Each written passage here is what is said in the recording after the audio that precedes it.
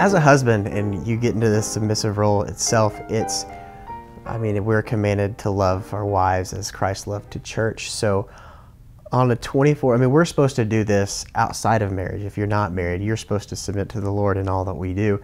And anybody that's walked this path knows how difficult it is to stay on it on your own.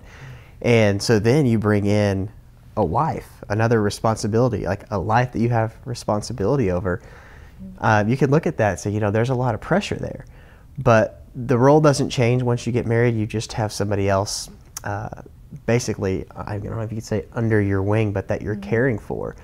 And so you're pursuing the Lord with everything that you've got, but now you have a different mindset. And now it's what's best for us. I can't look at just my path walking, with God, what He wants me to do. And when I was single, now it's like, wow, the two of us together, what does that look like? And a lot of times it's, even for me, like it can cloud my mind. It's like, gosh, what are we supposed to be doing?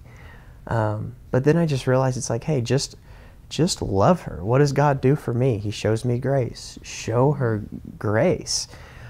He's patient with me. Be patient with her.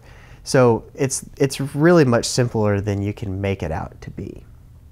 When Lindsay's she shows that she submits to me and she gives me the reins as a leader of the family, it empowers a husband, and it gives me a lot of confidence. She's told you before, she was very independent, and it's a complete 180 from that. We've been through that, but I hope so. well, yeah. But there is for instance, one big thing is as we're looking at building a new home. We're in kind of the early phase there.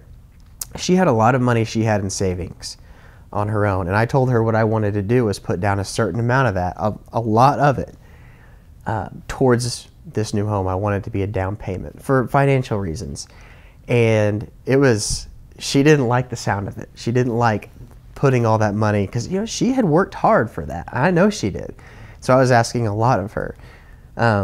So it didn't cause a fight or anything like that, but I could just tell it was like she did not want to relinquish all control of finances, which we'll get to at some other point. But she left me a note. The next morning I woke up and got it, and she said, "I trust you with it." She's like, "You're making the right decision for us." And that note, and I read that, and I was like, wow, she is willing to let go of stuff she's had control over to trust me. And so she showed that submission and her willingness to that. I'm walking on top of the world as a husband.